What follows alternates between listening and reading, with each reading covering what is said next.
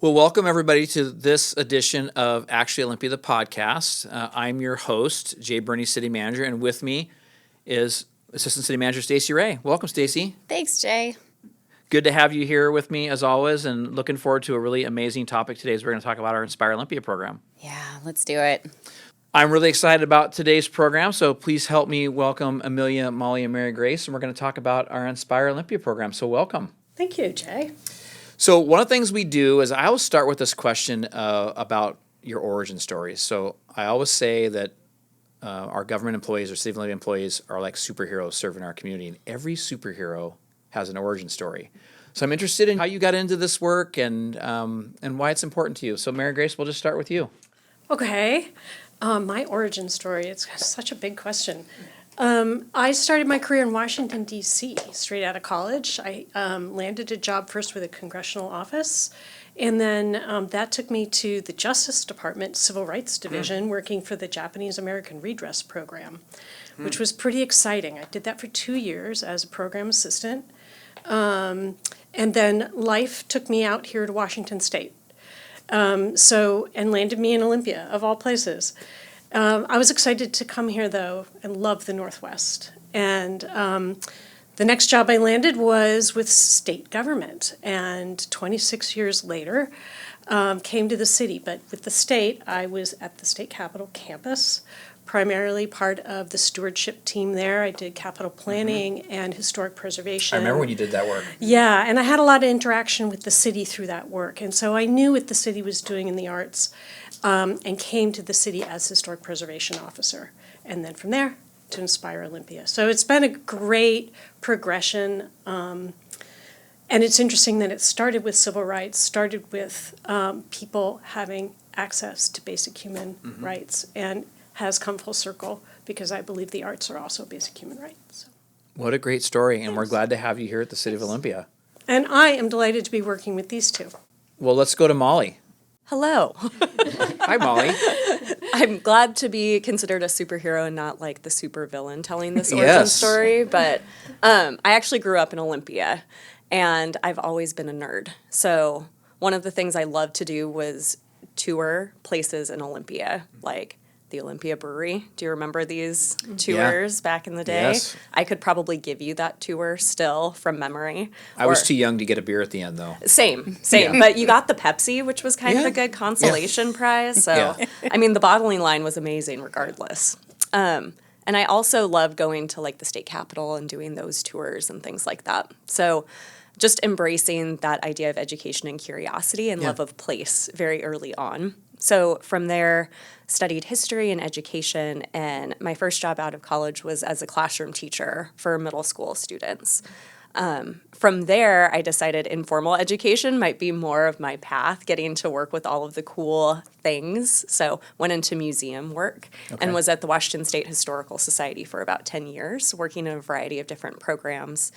Most recently, I was working at a nonprofit in Bend, Oregon, supporting that idea of curiosity through art, culture, science, all of the fun things, getting to work not only with museum collections, but also living collections with animals. Yeah. And then what brought me here was Inspire Olympia, because I wanted to come back to the hometown and kind of work on supporting all of these nonprofits and sparking that curiosity and sense of learning for our community. Awesome. Well, we're glad you came back. Thank you so much. Amelia.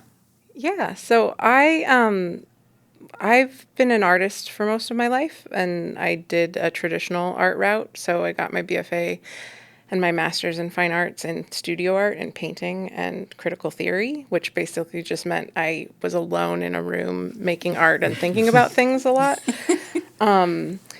I did that hustle for a good while after grad school, and then needed to find insurance and things that working artists need. And upon moving back to the Northwest, got a job at the Tacoma Art Museum as a teaching artist, and then moved through that and was public programs manager. So any of the cool activities you got to do when you came to a museum, and then was the head of community engagement and education in that department before I moved on to being an out-of-school time intermediary for Pierce County, which is sort of what Molly's role is for Olympia, connecting nonprofit organizations who provide after-school youth programming to the school districts and setting up this system across the county, specifically in Tacoma. And then saw this job for Inspire and was like, this weirdly ticks all the boxes of things I've done and experience I have. And my mother-in-law works here and my husband's from Olympia. So there was some connection there, and came and started doing that about 3 years ago. You know, I learned the mother-in-law story just this This morning on morning, the way yeah. in. So I've known your mother-in-law from all my days in public works forever and had Yeah. no idea Yeah. until this morning. She was one of 5 people who sent me the job posting being like, this sounds like you. You Yeah. should maybe apply. You know, it's funny. I got my start in Olympia because I have a friend who works here that sent me the original job posting in 1999 that said, "This looks like you. You should apply." Yeah. That's how I'm here. So There you go. I feel you on that one, Amelia. So, well, just hearing your stories, I can't imagine more perfect matches for the Inspire Olympia program than the three of you. So I'm really glad that you're here. We're so fortunate that we have the three of you working on this program, and it's off to an amazing start. But part of why we're doing this podcast is to make sure that the broader community really knows as much as they can about this program. So that's why we're here. So why don't we start with talking a bit about the origin story of the Inspire Olympia program. So tell us a little bit about how we got here and with this program. Thanks, Jay. I just want to reiterate that it's a great team and we really enjoy working together. I love working with these two. They bring great skills to the program. So to answer your question, though, I think it might be important to start with what is Inspire Olympia. Yeah. So Inspire Olympia is a voter-approved tax. It's a fraction of our sales tax that's dedicated to funding for the arts in Olympia, specifically for Olympia residents. Arts, culture, heritage, and science programs for the public in Olympia. And the idea is to expand access to cultural experiences here for everyone so that the arts are not a luxury. And we do this through a granting program. We have 74 organizations who currently receive grants, and those grants are competitively awarded each year. So that's what the program is in a nutshell, and we'll talk a lot more about that. And then in 2015, the legislature provided this taxing authority to jurisdictions around the state. It's a tool for economic recovery coming out of the recession. And Olympia actually was the second jurisdiction in the state after Tacoma to pass a cultural access tax. There are now 5 jurisdictions in the state. And in Olympia, the initiative was really led by a coalition, honestly, of leaders in the arts, including Mayor Selby, here, Arts and Government, and business. And together, they brought the initiative to City Council, and City Council agreed to put it on the ballot. And it passed with 58% of the vote, which is pretty overwhelming pretty amazing. support. Yeah. Yeah. And not surprising in the Olympia community, right? Not at This is all. the community that really values its arts, cultures, and heritage. Exactly. Yeah. Exactly. It wasn't a surprise, I think, to anyone that it passed so strongly. It's part of who Olympia is. Yeah, absolutely. Okay, so you told us a little bit about how the program started and its origin story. But explain to us a little bit more about what's at the core mission of Inspire Olympia, and what are some of the funding goals? What are you trying to achieve by allowing organizations to apply for funding? Yeah, so our mission with Inspire Olympia is really to create a reliable source of funding for Olympia's arts, culture, science, and heritage organizations. And some of those funding goals are just to support the public programming, and so that public benefit that happens within our nonprofit sector. Specifically, we focus on also supporting programming made for and by culturally specific or historically marginalized communities or identities.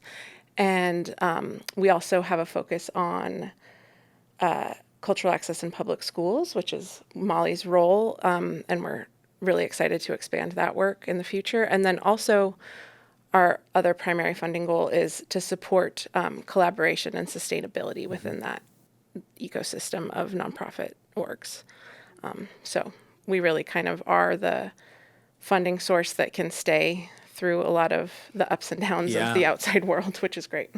some predictability. That's what I was going to ask a little bit more about is, you talked about predictable, stable funding. So, I mean, what have you seen in the world of nonprofits and organizations that this helps address? I mean, we've seen a lot in the last couple years here. We've seen a lot of our organizations lose federal funding. Now that looks like it's coming back, which is great, but we were able to help kind of keep some lights on, keep some people staffed. We've seen that across the way. Also, we are an opportunity for small, newer, or primarily volunteer-run organizations to get funding for the first time. And so that's a really important thing that we've seen that is changing the landscape. Mm-hmm. Yeah, we've seen organizations not only grow and strengthen and stabilize, but they've been able to expand the programs that they offer, deepen their quality and expand their reach, and in many cases lower their prices too. Offer scholarships, sliding scale fees, make the programs more accessible for more people. Well, this program at its root is really about supporting and growing arts, culture, and heritage organizations in our community. So why are arts, cultures, and heritage organizations so important in our community? Well, they're essential to community health. They're essential to human health. But you broaden that when people engage in the arts in a social way, when they take classes or, join an audience or go to a festival. Everybody shares an experience. They share a moment of discovery, of exploration, of creative expression. They take that in, and it creates empathy, and it creates community. And taking that outward even further, when that happens over and over again, it creates a sense of pride, of place, and develops the character of the community in ways that just don't happen without it. That idea of community and belonging, I think, is really getting to the heart of what it is that we're hoping to provide. So when it's a cultural access program, it is lowering all of the barriers and creating those moments of connection. And I think that leads to folks that are less isolated, more engaged, which leads to a much more vibrant community where we care for each other. So that idea of empathy that Mary Grace was mentioning, I think, is all wrapped up in why we want to support all of these nonprofits and organizations. Yes. I mean, there's so much. There's people seeing a different experience, that building empathy, hearing other people's stories, seeing and hearing from people that are different from you, be that age, race, experience. It's so important for youth too, which is that key component that we'll talk about, but seeing yourself reflected in a situation that you maybe hadn't imagined before.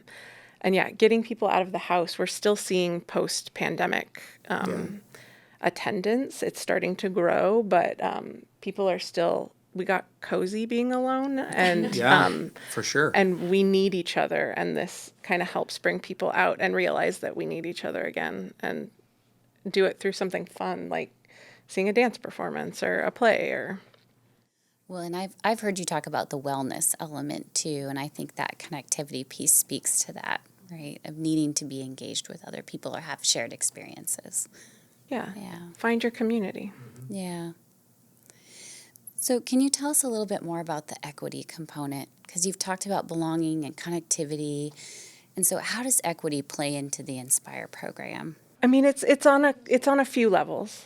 So it's a lens that we're looking at through funding. So we want to equitably distribute the funds across kinds of organizations, scales of organizations. So often you hear some of our bigger draw organizations, Hands on Children's Museum, Washington Center for the Performing Arts. They're doing incredible things, and they have a strong capacity and history.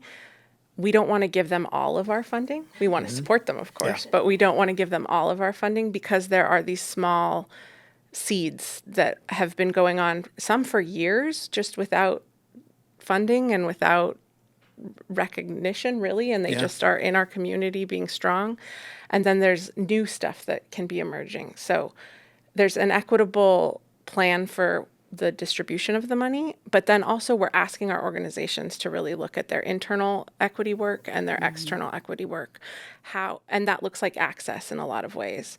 How are you inviting people in? How are you looking at different audiences? But then also, how does that reflect in your internal work?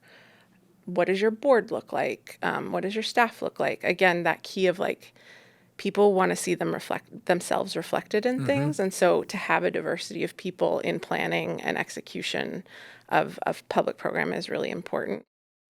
Yeah.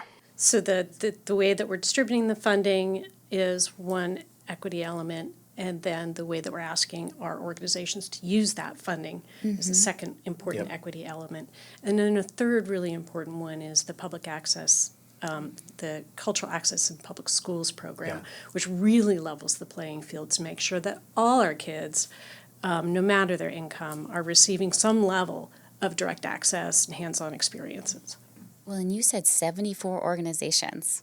So It's amazing. That allows a lot of diversity of experiences. So, yeah. Yeah, and they're all different sizes. It's remarkable, from the Washington Center for the Performing Arts to our Storytellers Guild and our Quilt Guild, and just a lot of stuff in between. It's just amazing. Olympia's really rich in this way.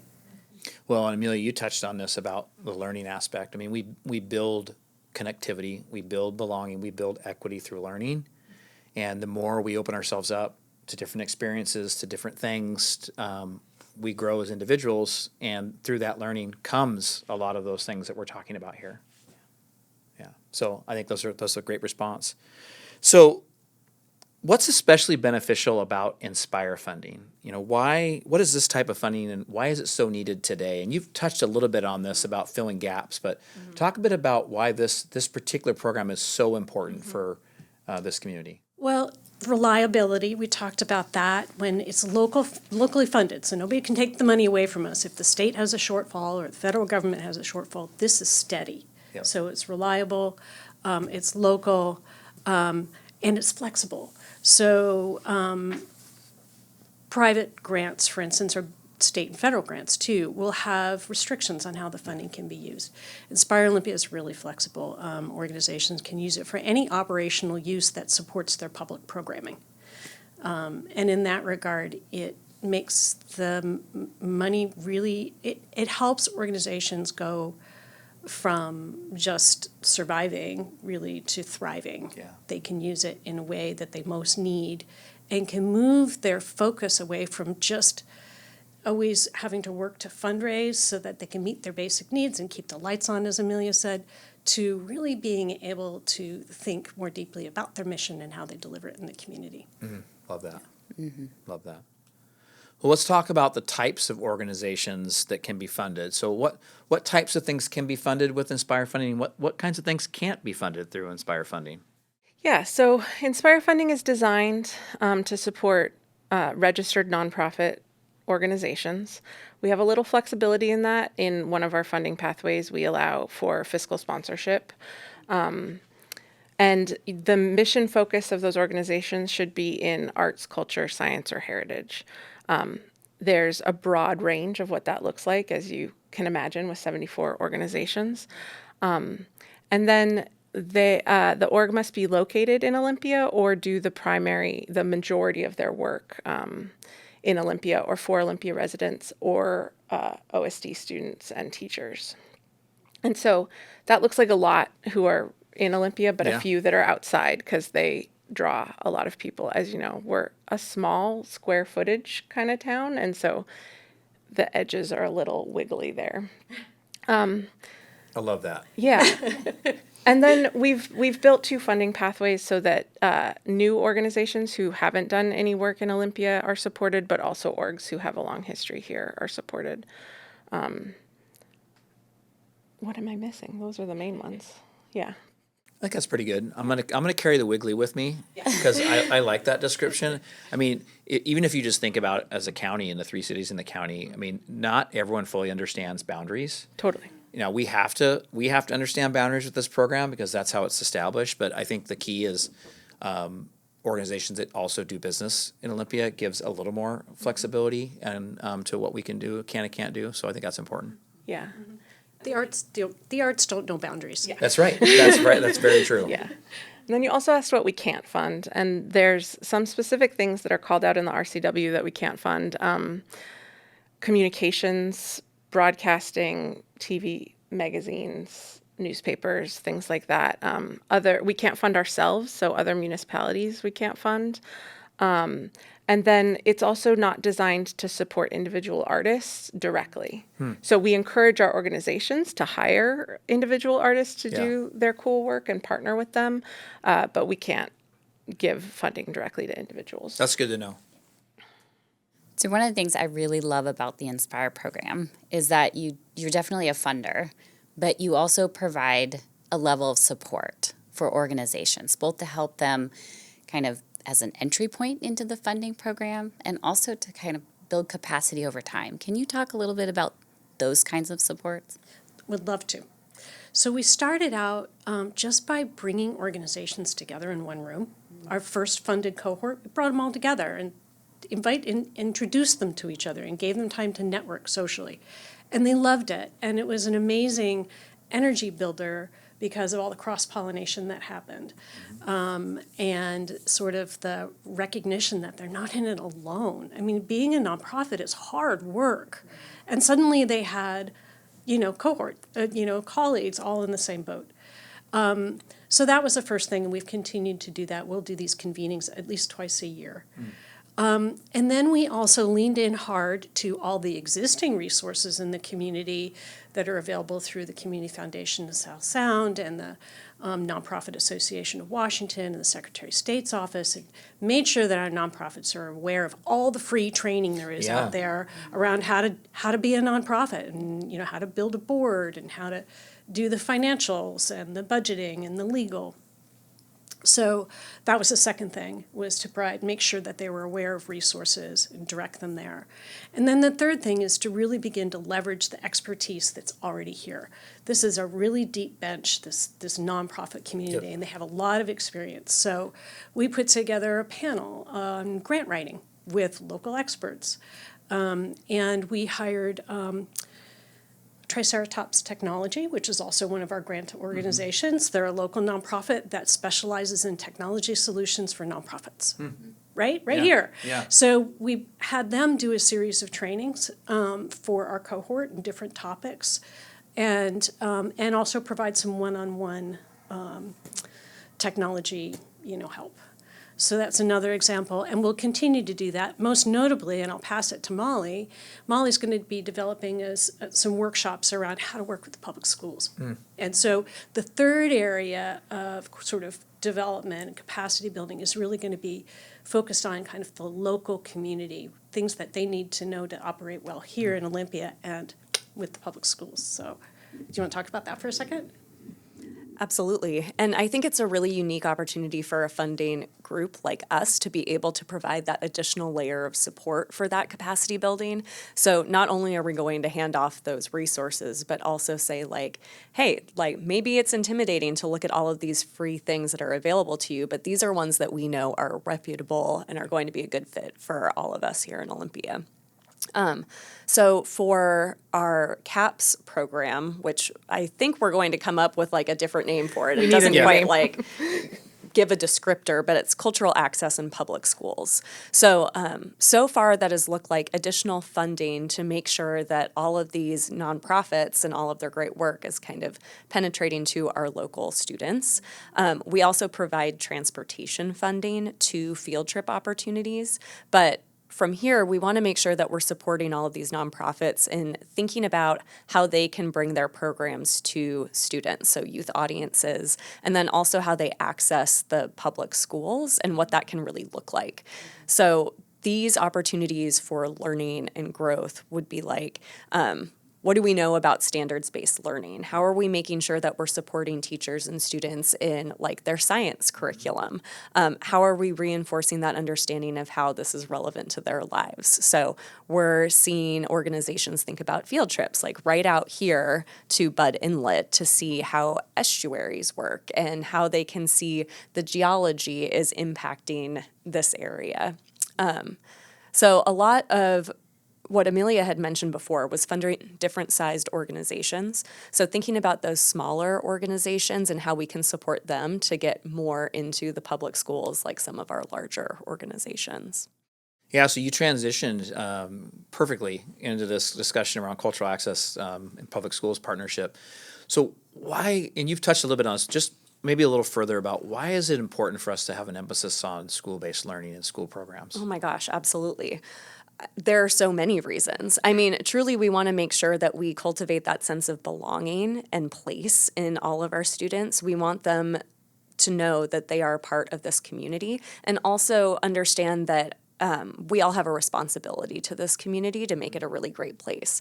So we're educating the next civic leaders for our community. And being able to do that in a variety of different methods and kind of like tacks to approach something. Not every student is going to feel energized by playing a sport. Yeah. Like they're not going to be excited about basketball, but they might be excited about connecting with folks from the Washington Stars Quilt Guild to learn about like how to sew or make their own bag, which was something that we saw students doing in an after-school program. So it's just providing a lot of different opportunities and making students feel seen, building that sense of connection and belonging while also supporting them in their learning. And there's a lot of research that goes behind that too. We know that students who engage in the arts and culture score better on math tests and have a well-rounded and better education in the long run. And so it's an important piece that is really exciting that Olympia gets to plug back into through cultural access when most of the schools in the state and country have lost. Those are the first cuts that are made in when funding is tight. So, You know, I was thinking back when I was in junior high and high school, and you're required to take an arts class in a wood shop, right? And, you know, back then, you know, it's not something I don't see myself as super creative, so I just really stressed about taking those kinds of classes.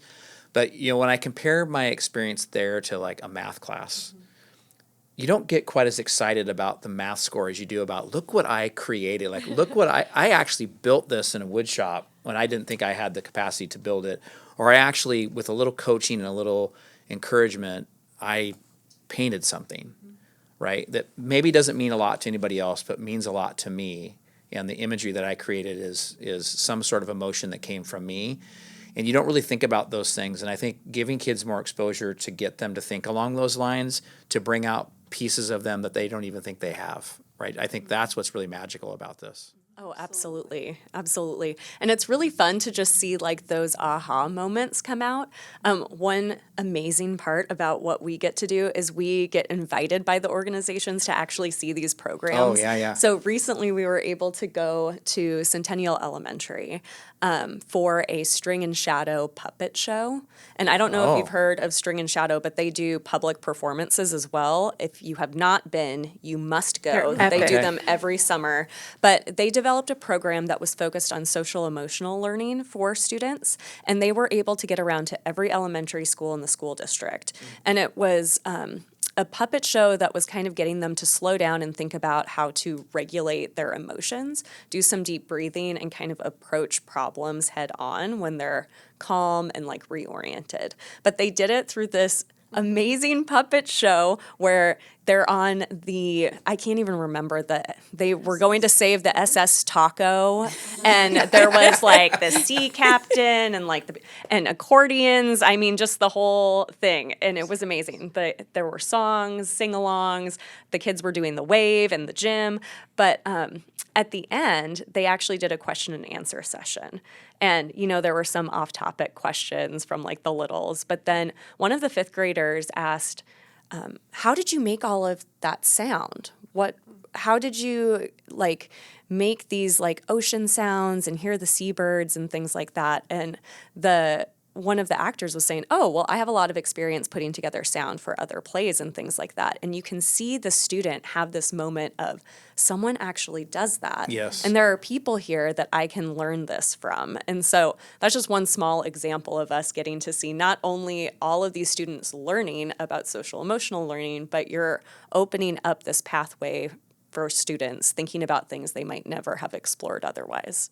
Oh, I love that. What a great answer. All right. I mean, I think so much of what we can accomplish with this program is just about opening doors and opening up those those lines of communication and sight into things that just people haven't explored before. And this wonderment of, I speak a lot about my wife's a teacher in elementary, right? And she talks a lot about the wonderment and when she sees a light come on, in a learning moment with the child, and how it just reinforces for her how important the work is, right? And why she does what she does. And so I hear you guys talk about, I see the same passion come out. So it's amazing. Amazing. So let's just talk a little bit about grant money. I mean, you've, had the honor of being able to distribute so many grant funds. So can you just tell us a little bit about how much has been awarded, approximately each year since the program got started? Yeah, well, because it's a percentage of our sales tax. As our economy gets stronger, the fund will get stronger. So the more sales tax we take in, obviously. So keep But- spending money in Olympia. Yeah, keep spending. So Right. come Buy your buy cars. local. Buy It's local. really the message. Yeah. Buy a local, car. fund field Buy a car trips. tomorrow. Right. Yeah. But so in our first year, $2.1 million went back into the community through grants to 56 different organizations. In our second year, $2.3 million went to 74 organizations. So that's kind of the pace. We're going to pick up the pace. In our next funding year, we're actually going to give out the opportunity is there for larger grants. So we expect to spend progressively more each year, assuming the economy stays strong. But then on top of that, there's about $130,000 that went out in this current year to fund those school programs and transportation to support to get kids to those field trips and programs.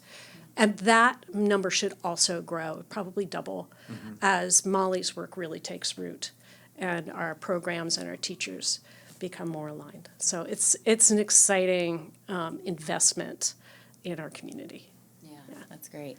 And you have 2 different structured pathways of funding, correct? We do. Yeah. We have the larger grants, which are generally for organizations roughly $250,000 in size in their operating budget and up. Those are maxed at $85,000 a year starting next year. And then the other granting pathway is, we call it Impact, and that is for organizations lower than that, from 250 and down. And it's not a hard line, but generally the grant opportunity is the size of the opportunity will determine which category an organization falls into. The larger granting category, which we call comprehensive, comes with slightly higher expectations as well, as you can imagine. And the smaller granting category offers more flexibility around kind of the budgeting and organizations can count the value of their volunteer time toward their match for the grant. That's good.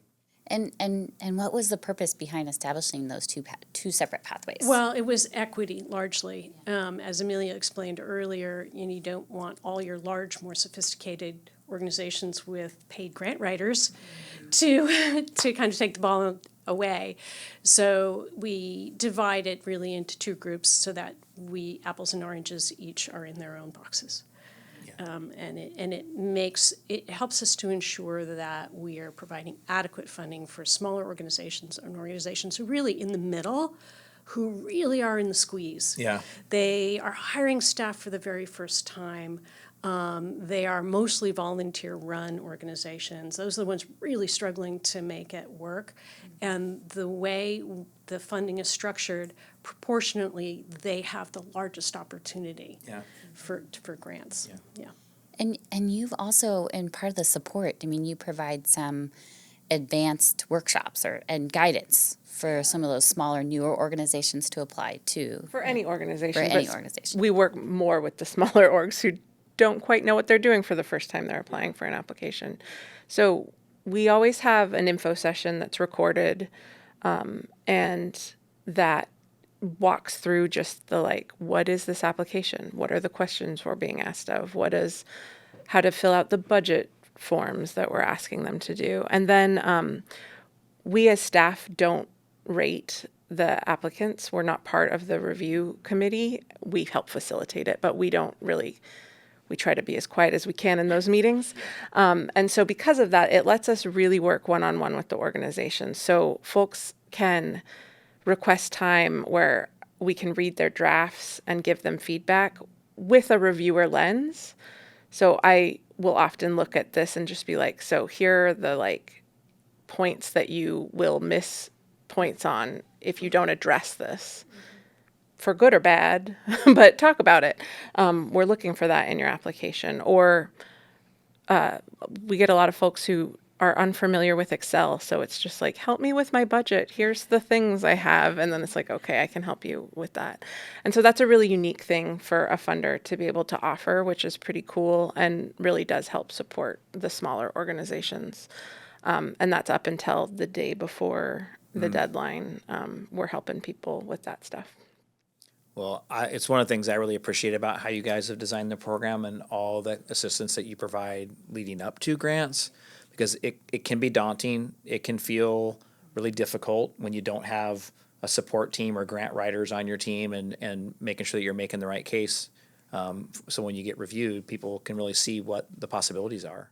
Yeah, one of the other cool things that I just remembered was we also take our reviewers' notes and feedback that happened during those reviewer meetings, and we synthesize it. So we kind of rub the harsh edges off a little bit, but basically like, how did you do? And we provide that with our award letters.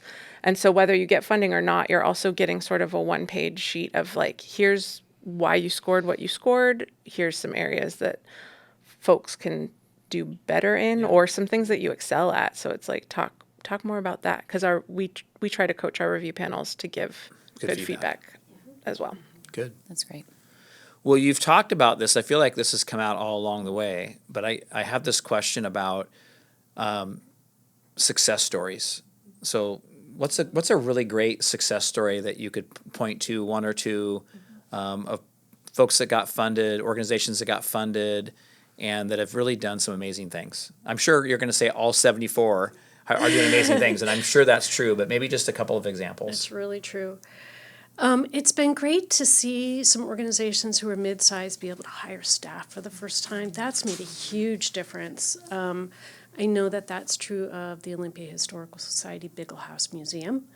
An example where that happened with a larger organization actually is the Washington Center for the Performing Arts was able to hire an education-focused staff person who took their programming for middle and high school students to a whole new level, wrapping curriculum around their visits to the Washington Center for thousands of students. Some other examples, I know organizationally speaking, the YWCA had a really tough year because they lost a private funding source that they've relied on for many years. And they were really on the boards. They were looking at having to sell their property and perhaps close their programming.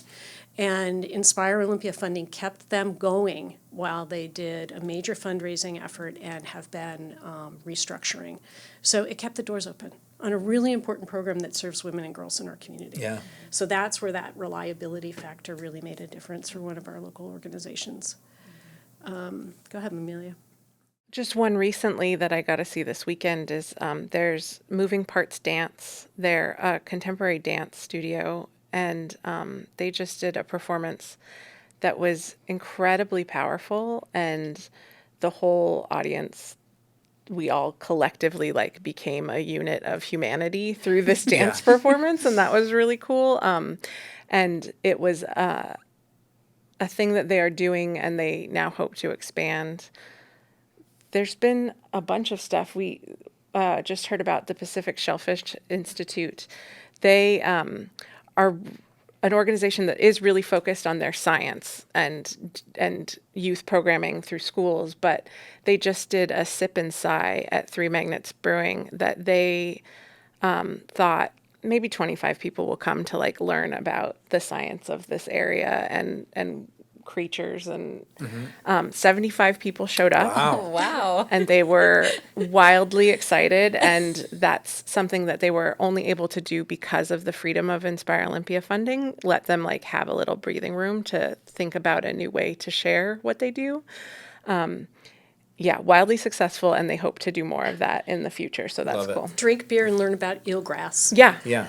and gooey ducks. And There's Yeah. been some great stories of individual impact too. There's a wonderful letter that the director of Arbutus Folk School received from a military parent who had a young daughter, and as military family, they move a lot, and they were low income, and they came to Olympia, and they were having a hard time kind of finding community.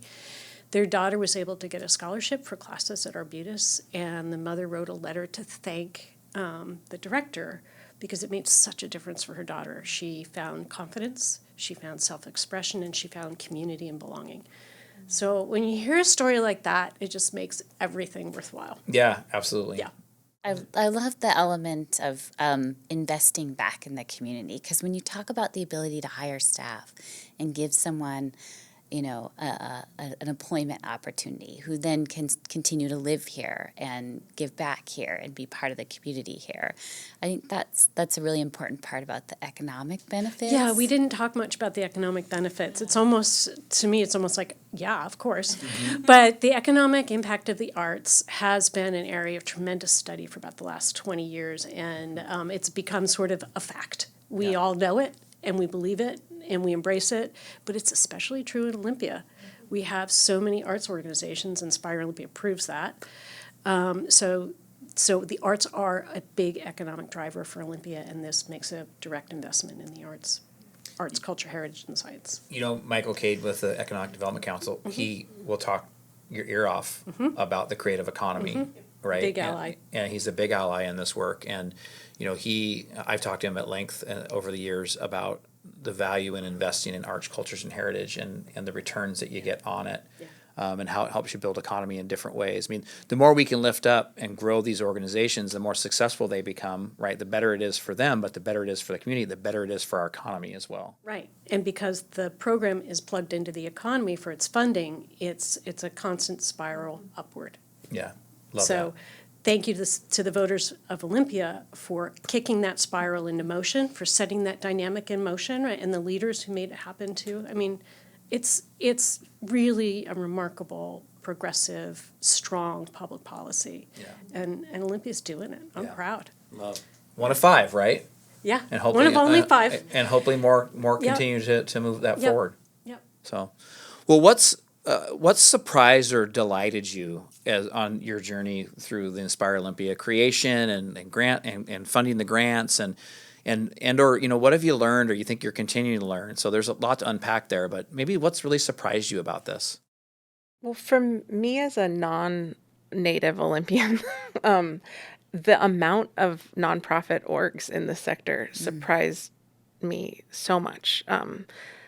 I knew it would be a lot when I started this work, like even just talking to our contract team of being like, hi, I'm going to probably end up creating, I don't know, like 60 contracts a year for you guys. Is that a thing you can handle? And then now seeing it being more likely to be around 75 a year, if not more this year. And it's not like they're just coming out of the woodwork to come out of the woodwork. A lot of these are existing organizations. And for a city the size of Olympia, that's really incredible. And it really does just show to all the reasons why cultural access passed so heartily here. But that really has surprised me. And also the nuance within that group. There might be a lot of people who want to get together and sing, but they each have their own like corner of that, or there's a lot of theater groups, but they're all kind of touching different areas of theater in a really cool way. So for such a small city, we have a really robust amount of stuff to do and enjoy. I think one thing that's really interesting to me is so providing these grants really offers that opportunity for capacity building, as we were talking about before. And I think I was surprised, even though it's a smaller town, that sometimes there is some siloing. So sometimes there are organizations that would benefit greatly from collaborating, and they just haven't had the time, resources, and capacity to do so. So making this an opportunity for them to start to come together has been really exciting. You start to see really dynamic programming and brand new innovative things starting to happen when folks work together. We're seeing that a lot with getting them with the public schools too. Perhaps teachers weren't aware that these organizations existed. So one example would be the Pacific Education Institute has been working with LP Brown Elementary School to train their teachers in outdoor learning experiences. Whereas before, teachers might feel like, well, if we're outside, like, are kids even going to be paying attention to what I'm saying Right. about the science lesson? And they gave them the tools in order to help them with those types of things. So I think that's one thing that's kind of surprising to me is that there are just so many more opportunities for connection and collaboration. And all it takes is just a little nudge in that direction to see these things start to happen. And that's one of the really cool things about having Molly on board is that she gets to see that and then make those connections too. As for like what's going on at the school district, she has the capacity to like see and learn and meet all the people that are involved, and then she knows our funded orgs, or we do, so we can help her know them, and she will eventually because she's still new. And then see those puzzle pieces that can connect and see those spaces like the one at LP Brown. Many other schools don't know that that's happening and that that's a resource. So she can sort of just be the one shouting about it to everybody so that there's access for everybody in the district. This is really literally cool. a dream job where I just get to go around and make friends and like introduce each other and be like, you really need to meet so-and-so. Because they're doing this. Yeah, exactly. I just Yeah. get to brag about the great work people are doing and get to support it. It's literally a dream come true. So I didn't learn about Oregon grape and Salal until I went to CISPAS, right? right? In the 5th grade, and walked around and did an outdoor session where I learned about what mosses are in this area that are regular in this area, and what are the types of growth and plants that we have that are really germane just to Olympia but don't exist in other places. And so it's pretty cool, right? So amazing. I as a kid, again, I go back to my things as a kid I never thought I'd geek out about and think are cool. I got to come back from CISPAS and, hey, Dad, did you know what Salal is? Did you know that's Oregon grape? We walk outside. That's just cool stuff. No, it's so true. And I mean, one thing that I hear from a lot of adults too, since I was working at the State Historical Society up in Tacoma, and adults are like, oh, I wish I paid more attention in history. It's like, well, you know what? History can sometimes be boring if you're just like reading through the textbook. But when you really make those connections to here and place and like seeing folks reflected, like some of our Inspire Olympia funded organizations are like the Olympia History Music Project, where they're collecting oral histories from the people that were here making music then. And I know it's kind of hard to hear that that's history for some of us, but truly it is history and it needs to be documented. But just opening those doors for like all of these nerds and geeks that we just want to embrace and like finding their path in all of these topics. Yep, I love that. That's, I think, one of the things that I'll come back to it again that delighted me the most is seeing the list at the end of the funding cycle of 74 different organizations, and just how beautiful it is that for a lot of people they can find a place to plug in that maybe they hadn't known about before. I know my middle schooler has really found his connections with people through theater, and I just think for a community of our size, we have so many wonderful theater options. And I know Inspire's been like a really big, significant contributor to that. So, And with all that, there are still gaps, right? So I'm sure there are still gaps, things that still need support, things that could still thrive under different circumstances. So what are still some of the gaps that exist in our community? We know that one of the things that a lot of our organizations are challenged by is the need for space. The Armory is going to be a great addition to the city's inventory of spaces that are available, but we still need more, all different sizes of spaces, venues for them to operate out of. So that we know is one challenge. Space is the big one. I think we're still continuing to see the nice thing about our Inspire and Connected and the like professional development that we offer to the orgs is that it is sort of reflective of what we're seeing or not seeing in applications. And so sometimes it might be just understanding your audience. Molly and I both come from like a public programming background. And so that's where you start, is with like who for, what for, why are you doing this, and what is your audience? Yeah. And seeing applications where it's like, that might not be as obvious to some people. And so how do we find what is needed through their applications? Obviously, not all orgs do everything we're asking of them to do, and that's A-okay. But when we see a lot of them missing points in some of the review criteria, then it's like, okay, let's go get them to understand how to develop a more robust board, or how to do audience research and understanding, or evaluation is a big thing that we're seeing a lack of. And so we would then find opportunities for them to learn from other people who know how to do that.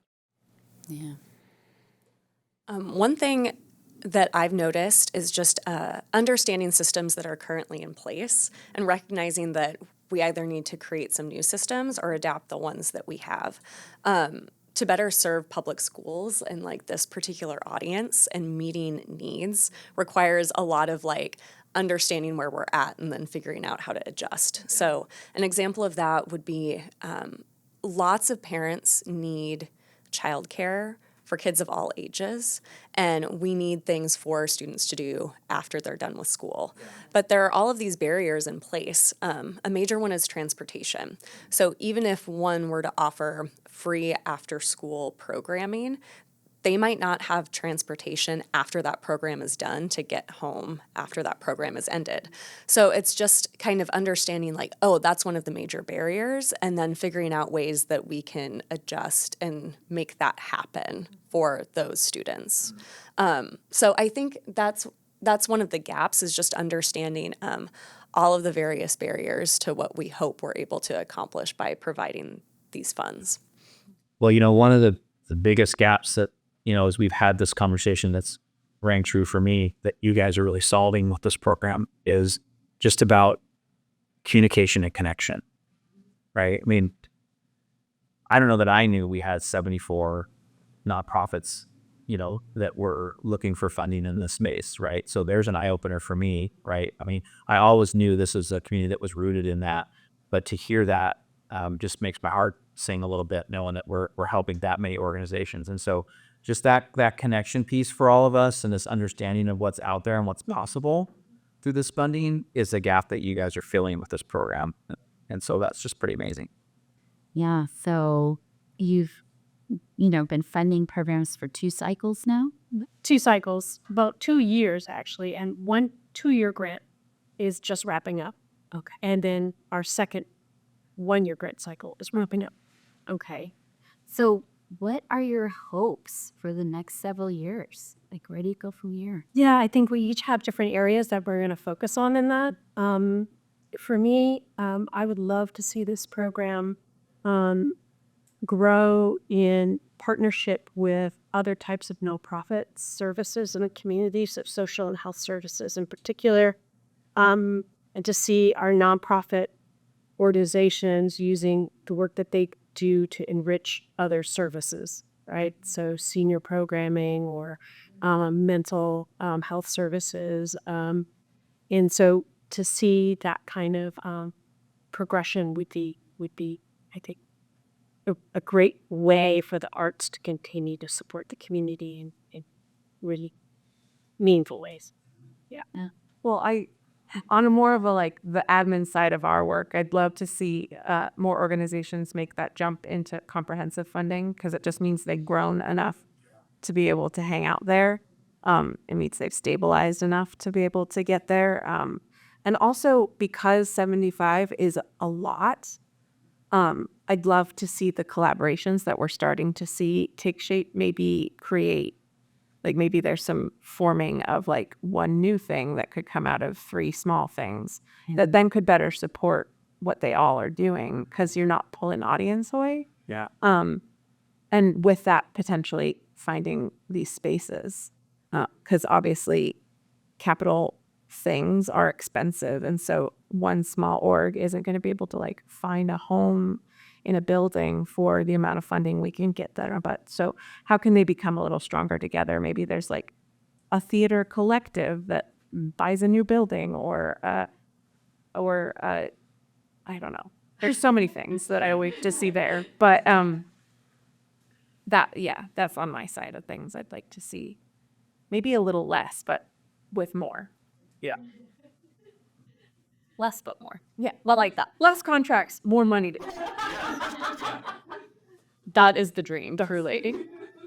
And Jay, you kind of were touching on this, but I think for public schools in particular, it's developing that whole program. Like we really want to have a specific program for organizations to be able to more directly access the public schools. But first that takes communication and that kind of building and sharing that information. So there's a few things that we're hoping to do in terms of getting all of that content out there so that teachers can actually show up online and better understand what organizations have to offer them.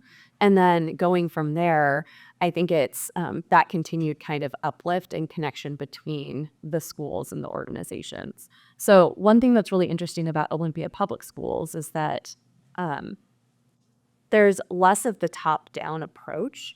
It's much more site-specific. So administrators at each school really have a lot of autonomy to figure out what's going to be best for their particular population of students.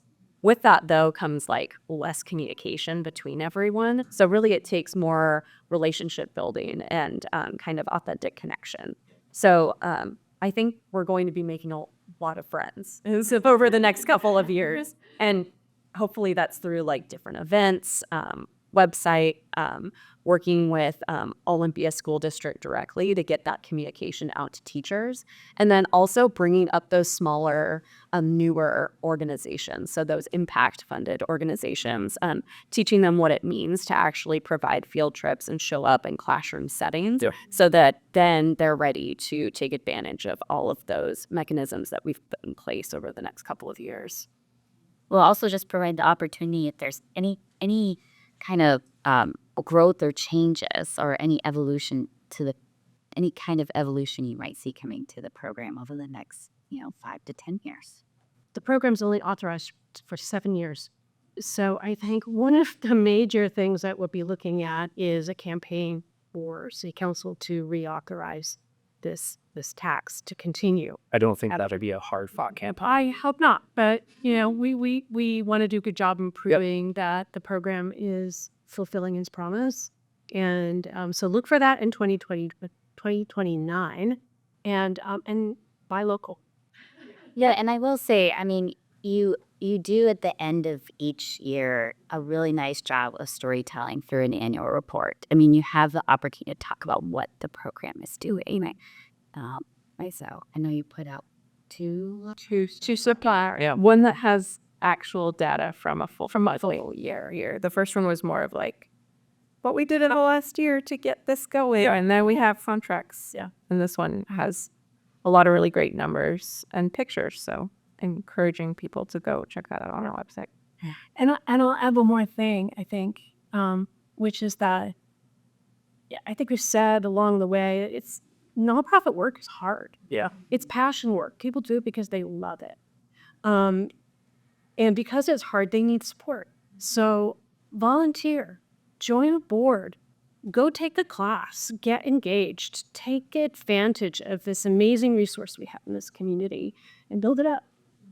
Yeah. I said this, Mary Grace, you just said it, but I don't think there's a harder job in the world than being a nonprofit executive director or a board member or a leader of a nonprofit, because you're in a constant state of looking for funding and finding ways to continue what you're doing, to continue your mission. And it's really difficult work. And so this just gives, again, a shot in the arm for so many organizations. It's one less thing they have to worry about, knowing that there's this funding that exists. They're still going to look for other funding. But, Amelia, you mentioned it. It just bridges a gap. It keeps the lights on. It keeps them stable. So then, as you said, Mary Grace, they can then start to focus on the growth part of their organization. So Focus on the mission. focus on the mission. Not just funding it. Yeah. Yeah. It's really important. Well, we're wrapping up here, and I wanted to give you all, the three of you, a chance for any just closing comments, any last thing you'd like to share, anything else you want us to know about the program, or just anything we haven't talked about that you just want to make sure the community knows about the Inspire Olympia program. I think we covered a lot of it.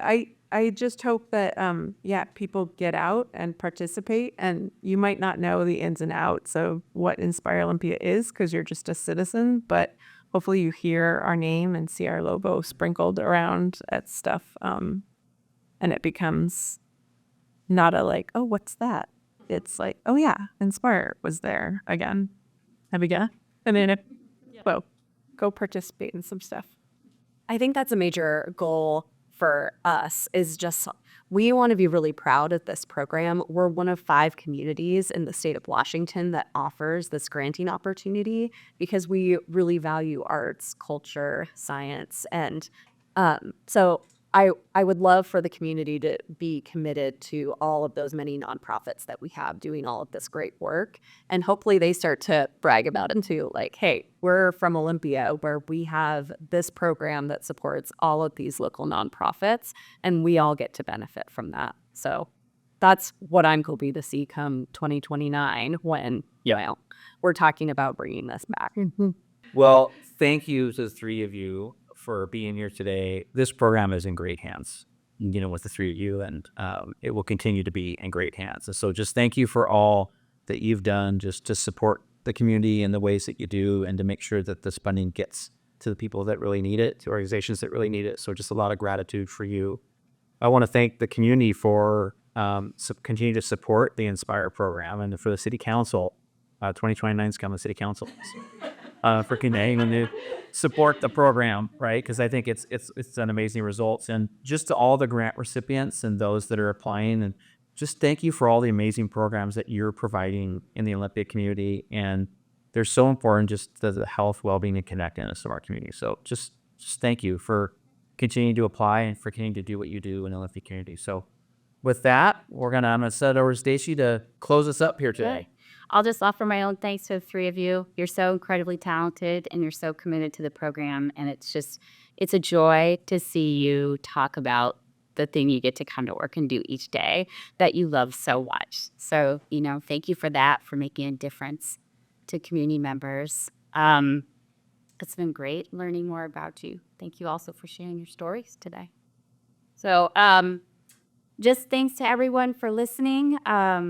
Where to find us if you want to hear more podcasts, anywhere you get your podcasts. So don't forget to like and subscribe. You can also see a video version at olytv3.com or download the Oly TV app.